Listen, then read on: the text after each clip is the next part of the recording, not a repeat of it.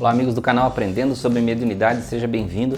Meu nome é Anderson Gomes e neste vídeo nós vamos falar de algo muito importante para dar o direcionamento da mediunidade na sua vida. Nós vamos falar da importância do Evangelho na mediunidade. Vamos lá?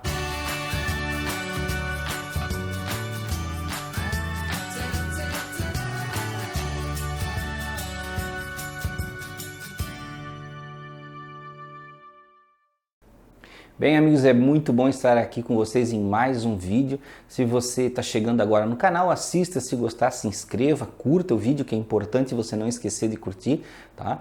E hoje nós vamos falar sobre a importância do Evangelho na mediunidade. Qual é a importância? É sempre bom a gente lembrar, porque às vezes parece que na nossa vida a gente só se preocupa, de estudar a parte técnica da mediunidade, como melhorar a mediunidade, como abrir a mediunidade, mas nós às vezes esquecemos de um fator muito importante que ele é grande parte da mediunidade, que é a participação do Evangelho. Qual é a diferença de você ter o Evangelho na mediunidade?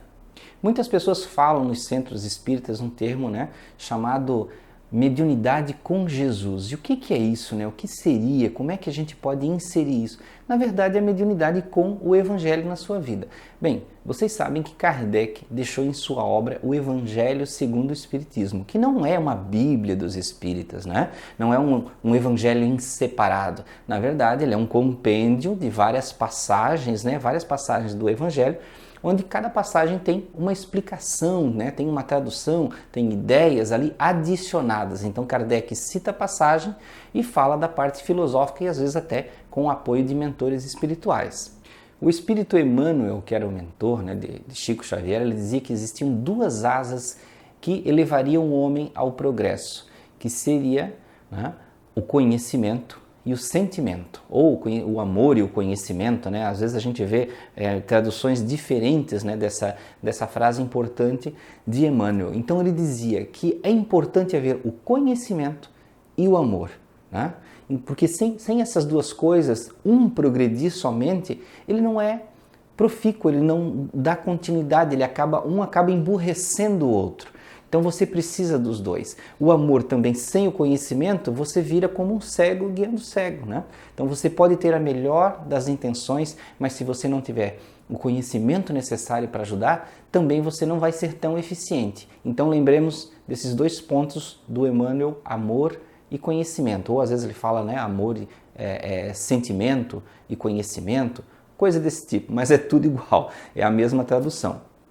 Bom, para complementar o nosso conhecimento sobre isso, eu trouxe aqui um livro, que é do João Nunes Maia, psicografado pelo João Nunes Maia, que chama-se Segurança Mediúnica, é do espírito Miramês, Vou tirar o rosto da frente aqui, que a câmera foca no livro. É um livro bem legal, eu não sei se ele é editado ainda, mas você pode encontrar na internet, se não encontrar em livrarias, E ele tem uma parte bem legal aqui sobre mediunidade e evangelho. E o que o Miramês, um dos mentores aí do João Nunes Maia, falava nessa parte sobre o evangelho? Eu vou ler só uns 2 pedacinhos aqui porque é um pouco mais extensa.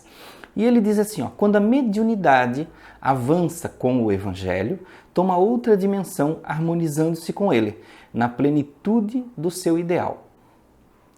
O homem ou o espírito, despertando nos sentimentos mais íntimos, passa a considerar o tempo e os seus próprios valores e exige de si o cumprimento das promessas feitas diante de Deus e da própria consciência. A mediunidade, quando alcança o Evangelho de Jesus, abre-se em flor, transformando e perfumando onde quer que esteja, educando todas as suas forças e disciplinando todos os seus impulsos na ordem divina de amar. Então vejam que o conhecimento do Evangelho, caminhando junto com o conhecimento específico, técnico da mediunidade, ele vai dar sentido na sua mediunidade.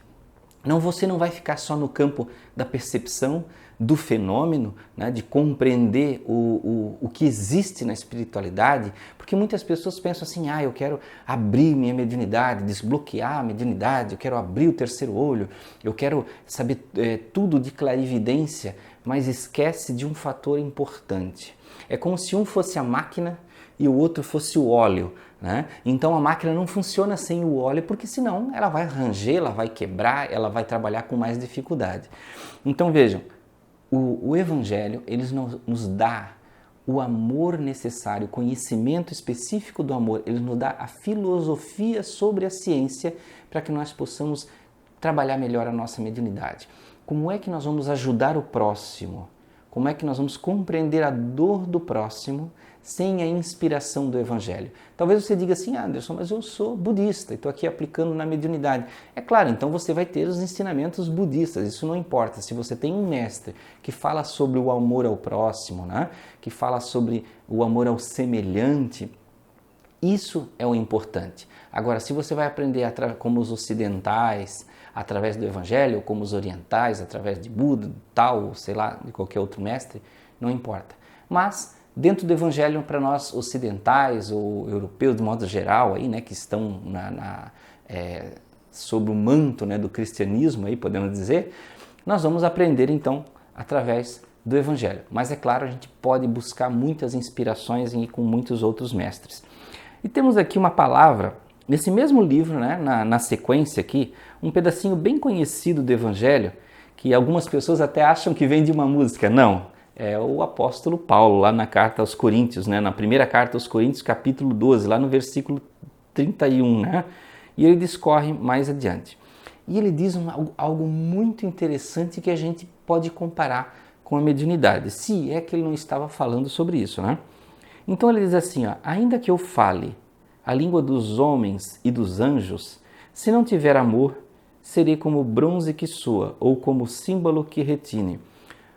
Ou seja, gente, ele estava dizendo de você falar sobre línguas, com línguas dos homens e dos anjos. Ou seja, parece que ele está dizendo assim, você que é médium, você pode ter a mediunidade mais ostensiva que for, né? Mais aparente que for, a maior facilidade para dar comunicação de qualquer mentor, de qualquer espírito. Mas se você não tiver amor no coração para fazer isso, ele está dizendo, você vai ser como um instrumento que toca, mas não tem melodia, né? Não tem arte, não tem amor dentro de si. E ele ainda fala adiante, né? E ainda que eu tenha o dom de profetizar e conheça todos os mistérios e toda a ciência, e ainda que eu tenha tamanha fé ao ponto de transportar montes, se eu não tiver amor, nada serei. Então olha que passagem bonita, gente, que complementa o entendimento do que nós precisamos ter para a nossa mediunidade. Então percebam que nós precisamos do progresso intelectual, mas nós precisamos do progresso moral, porque um vai dar apoio para o outro. E como é que nós vamos compreender a dor do semelhante, compreender o que o semelhante passa, né? Sem estudar o amor, sem olhar as palavras do Cristo, né? As belas filosofias que ele deixou, né? De repente você vai dizer assim, Anderson, algumas pessoas sempre pensam, quando se fala evangelho, aí você lembra lá de Moisés, você lembra de Davi. Não é essa parte, estou falando de ensinamentos do Cristo, né? Não vamos lá nos concentrar no passado da Bíblia, onde tem aquelas leis que eram situações para aquela época, né? Mas vamos olhar para os ensinamentos do Cristo que são imortais, né? Jesus deixou palavras lá imortais para nós entendermos como nos relacionar com as outras pessoas, com o nosso semelhante. Muitas pessoas, ao estudar a mediunidade, elas entram numa espécie de viagem, né? De considerar que a mediunidade é só eu. Eu vou desenvolver, eu vou fazer isso, o que há dentro de mim, como é que eu me descubro, como é que eu faço isso, como é que eu faço aquilo. E esquece que a mediunidade está em você para você se relacionar com o outro, seja ele espírito desencarnado ou encarnado. E você não pode tratar o espírito que permanece no mal, está no mal ou está no sofrimento naquele momento, como algo que você só tem que espantar, que você tem que mandar para longe, né? Prender, lançar, sei lá, para outro lugar. Nós temos que compreender até aqueles que estão no mal, de forma que nós possamos ensinar, demonstrar com exemplos, né? Formas de que aquele espírito pode se melhorar. Quantas pessoas fazem a mesma pergunta e dizem assim, Anderson, como é que eu espanto o obsessor lá de casa? Como é que eu tiro o obsessor do meu lado? Vejam bem, vocês estão fazendo a pergunta errada. Não é expulsar o obsessor, não é mandar o obsessor embora, e sim ensinar o obsessor, converter o obsessor. Não converter para o espiritismo, para o catolicismo, não, nada disso. Converter ele ao amor, a um novo entendimento. Porque ele está ali do teu lado, ou participando na tua família, como uma cobrança. E você está numa encarnação com o objetivo de demonstrar que você é diferente daquele ser que ele conheceu. Porque em algum momento você praticou o mal para ele. Então, o objetivo é você pintar a sua mediunidade, né? Enraizar ela no amor, né? Dar tintas nela com as cores do Evangelho, que pode ser, né? De forma que você possa se melhorar cada vez mais, porque aquele espírito maligno, seja ele muito mal, pouco mal, sofredor, ele vai olhar e vai começar dentro dele se perguntar: por que eu faço mal e sofro? E por que aquele ali que eu estou fazendo mal, ele ainda assim perdoa e ainda assim continua praticando bem? Porque a função do obsessor é demonstrar que você está mentindo, que você é uma pessoa má, assim como era naquela época que ele te conheceu primeiro, né? Quando você fez mal para ele. Então ele está ali para demonstrar que você cai, que você é errôneo, que você é mentiroso, que você não resiste. E você tem que fazer justamente o contrário.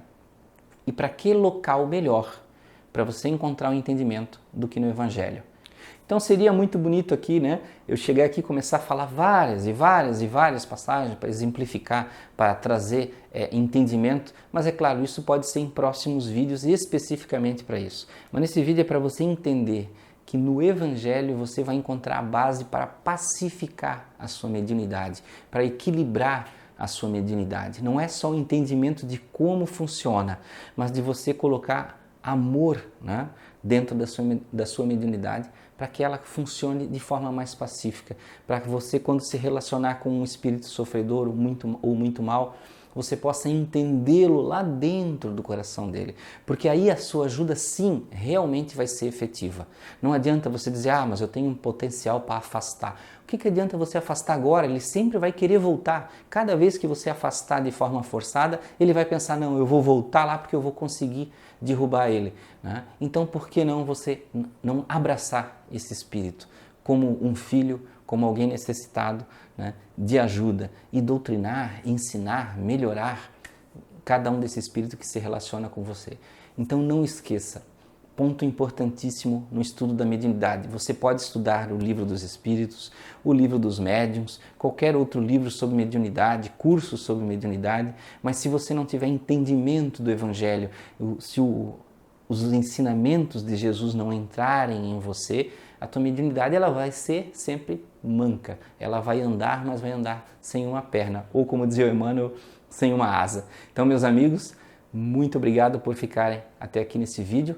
Agradeço por estarem sempre participando no canal, por estarem nesse corpo aí de mais de 100 mil pessoas inscritas no canal. Se inscreva se você gostou do vídeo, curta o vídeo e desejo a você muitas bênçãos, muita paz, muita luz, muito amor no seu lar, na sua família. Até o próximo vídeo.